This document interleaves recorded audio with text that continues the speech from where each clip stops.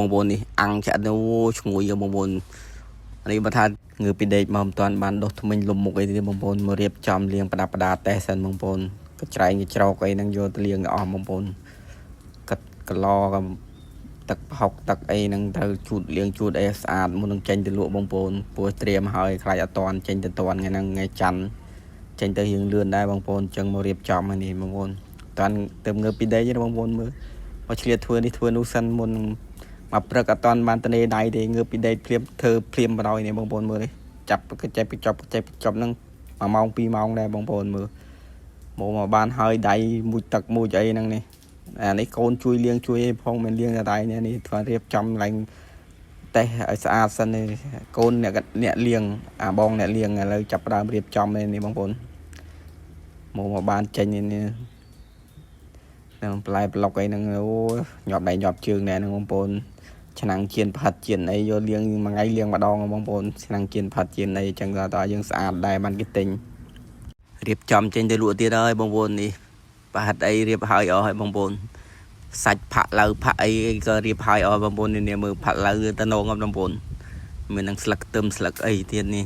ប៉ាត់តេប៉ាត់អីក៏រួចរាល់អស់បងប្អូនចិត្តហើយអស់ទៅសក់លហុងអីបន្លែតកួននេះនឹងត្រៀមឲ្យអស់បងប្អូនប៉ាតេម្ទេសឲ្យដាក់រួចអស់ហើយនេះ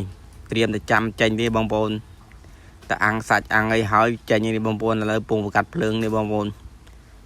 តាន់បាននេះទេឥឡូវបង្កាត់ភ្លើងមកដាក់អាំងសាច់គោឲ្យបងប្អូននេះភ្លើងកាត់ហើយយើងដាក់អាំងសាច់គោនេះ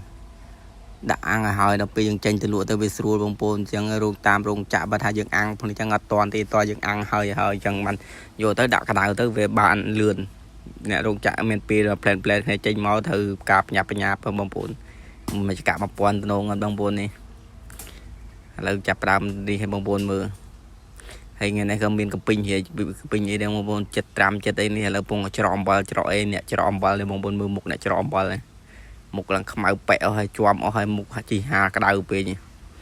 តាំងពីមកពីនោះមកមិនដែលធ្វើខ្លួននេះនៅតែហាក្តៅរហូតដល់ចឹងមុខជាប់មកហើយឥឡូវច្រកអំបិលទេច្រកអីមើលសាច់គោឡើងក្រហមចៅបងប្អូនអើយឃើញហើយក្លៀននៅខ្វះទឹកបងប្អូនអូធំក្លិនឈ្ងុយសាច់គោបងប្អូននេះអាំងចាក់ទៅឈ្ងុយបងប្អូននេះបើថាក្លែមនឹងជាតិប៉ុណ្ណាទេបងប្អូនអើយអាំងហើយក្តៅចឹងត្រូវមួយជ្រក់ក្លែមស្រាអូឆ្ងាញ់ដល់ក៏នំប៉័ងដាក់សាច់បងប្អូនតែនំប៉័ងដាក់សាច់នេះឆ្ងាញ់ណាស់បងប្អូនណាដាក់ប៊ឺដាក់អីទៀតបងប្អូនលាបប៊ឺដាក់អាំងដាក់អីឡើងស្រួយខ្ញោកបងប្អូន